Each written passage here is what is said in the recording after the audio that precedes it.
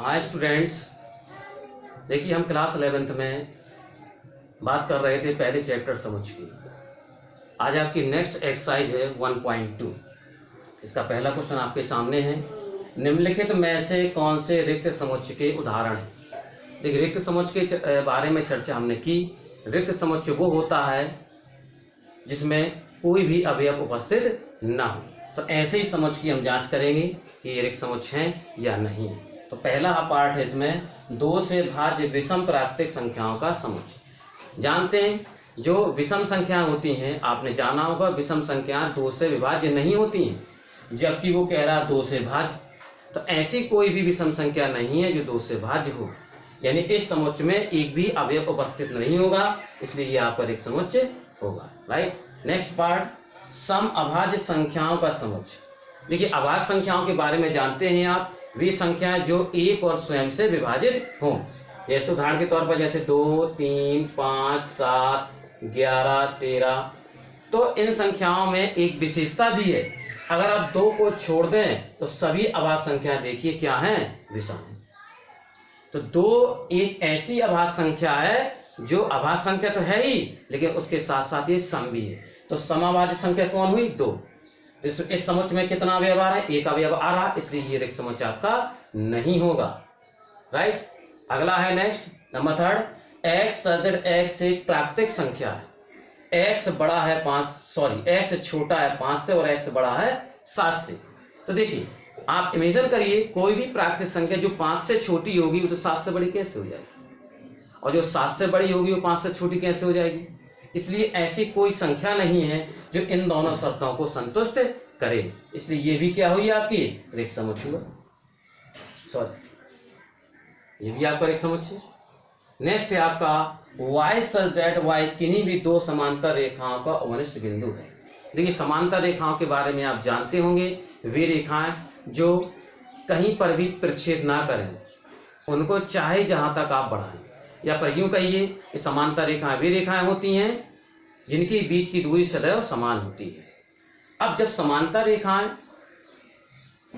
कहीं पर प्रच्छेद नहीं करेंगी, इमेजिन करिए कि अगर 2 रेखाएं प्रच्छेद करती हैं तो स्वाभाविक है वो समांतर तो होंगी नहीं। ठीक है। तो देखिए, इस प्रच्छेद बिंदु की बात करें, जहां दोनों रेखाएं काटती हैं उसको आप कहते हैं प्रच्छेद बिंदु। यही देखो प्रच्छेद बिंदु इस रेखा पर भी है, इस रेखा पर भी है, यानी ये प्रच्छेद बिंदु है इन दोनों रेखाओं का। क्या है? अवनिष्ठ बिंदु। अवनिष्ठ का मतलब कॉमन, ऐसा बिंदु जो दोनों पर हो। तो दोनों पर ऐसा बिंदु कौन है? यही तो बिंदु है प्रच्छेद बिंदु। इस रेखा पर भी, इस रेखा पर भी है। अब बताइए, जब रेखाएं कैसी हैं? समांतर हैं। जब रेखाएं समांतर हैं तो रेखाएं कहीं पर प्रच्छेद नहीं करेंगी, और जब प्रच्छेद ही नहीं करेंगी तो फिर उनका अवनिष्ठ बिंदु कोई होगा ही नहीं। इसलिए ये भी क्या है आपका? एक रिक्त समुच्चय। ठीक है, ये क्वेश्चन आपका पहला कंप्लीट हो जाता है। अब आपका है क्वेश्चन नंबर 2, निम्न समुच्चयों में कौन से परिमित और कौन से अपरिमित है। देखिए, परिमित समुच्चय क्या होता है?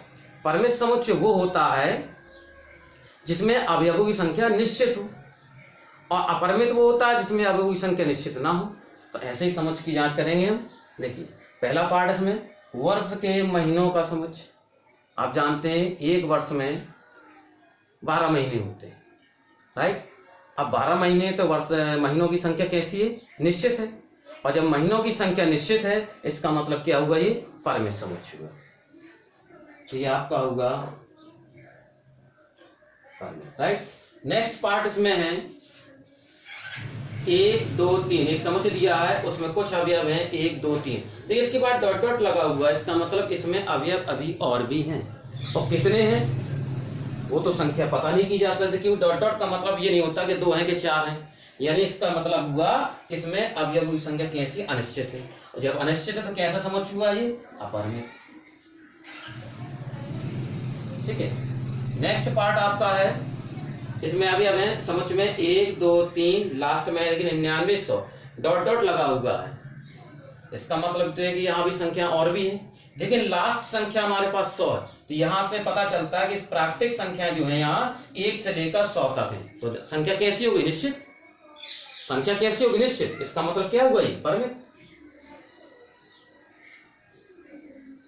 अगला समुच्चय है आपका 100 से बड़े धन पूर्णांकों का समुच्चय।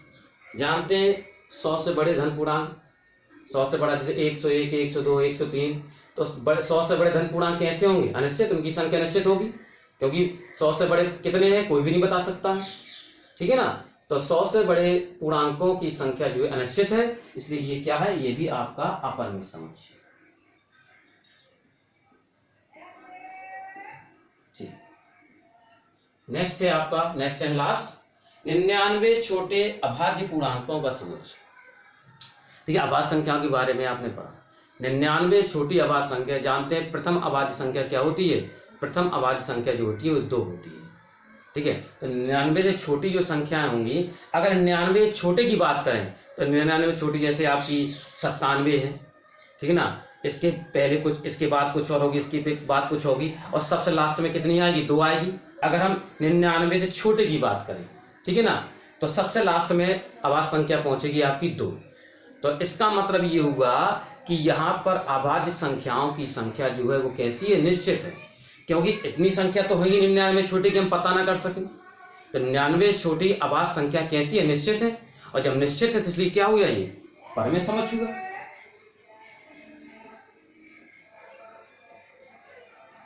ठीक है, तो इस प्रकार से ये क्वेश्चन आपका कंप्लीट हो जाता है, ठीक है।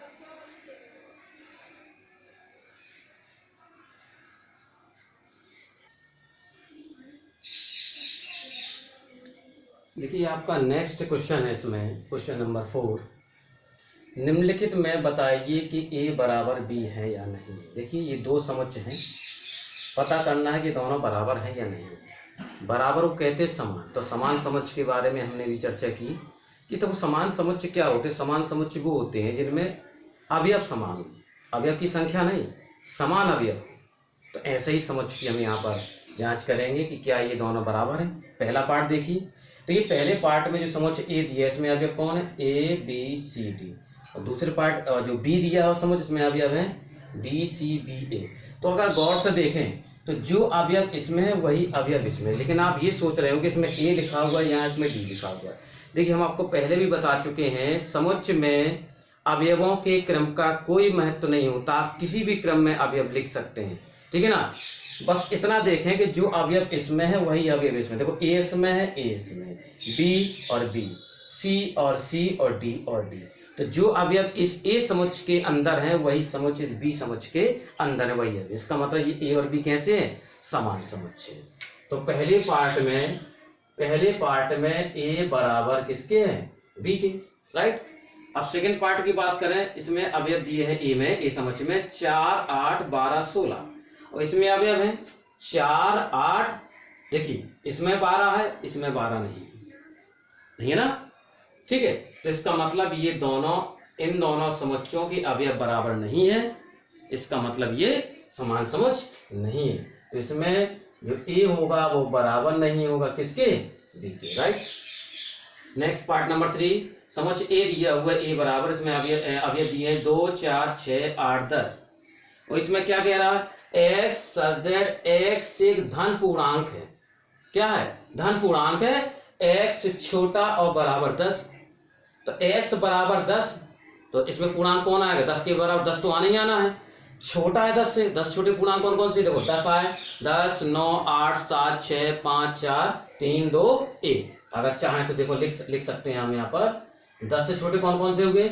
1, 2, 3, 4, 5, 6, 7, 8, 9 और 10 भी, राइट।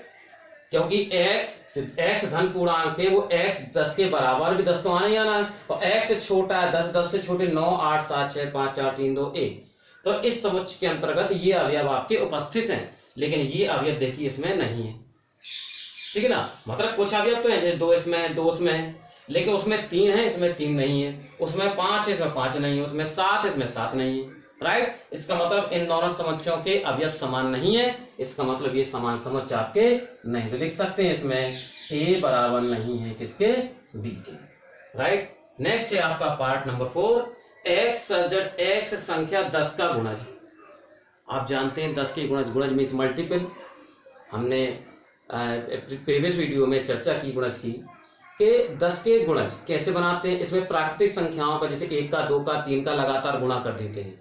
तो 10 के गुणज या एक प्रकार का समझिए 10 के गुणज लिख 10 का पढ़ा लिख दीजिए आप, है ना। 10 के गुणज कौन कौन से होते हैं? 10, 20, 30, 46 इस प्रकार से होते जाएंगे। तो समक्ष ए में ये अवयव आपके आ रहे हैं, लेकिन समक्ष बी में देखिए, समक्ष बी में 10 तो है लेकिन 15 उसमें है, इसमें नहीं। तो जो मतलब इन दोनों के अवयव कुल मिलाकर कहें तो ये इन दोनों के अवयव एक जैसे नहीं है, तो इसका मतलब ये समान समुच्च नहीं है। तो यहां भी हम कह सकते हैं कि यहां पर भी आपका ए बराबर नहीं है किसके? बी के। ठीक है, केवल एक ही समुच्च आपका ऐसा मिला जिसमें ए और बी के अवयव कैसे हैं? समान। इसमें भी समान नहीं है, इसमें भी समान नहीं है और इसमें भी समान नहीं है। ठीक है, ये क्वेश्चन आपका कंप्लीट है।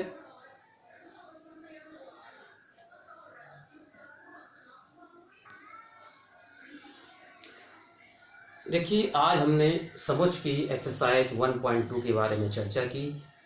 ठीक है ना, इसमें और भी क्वेश्चंस हैं जिन्हें आपको सॉल्व करना है। ठीक है, तो आपसे फिर मुलाकात होगी नेक्स्ट वीडियो में अगले एक्सरसाइज अगले टॉपिक के साथ। तब तक के लिए धन्यवाद।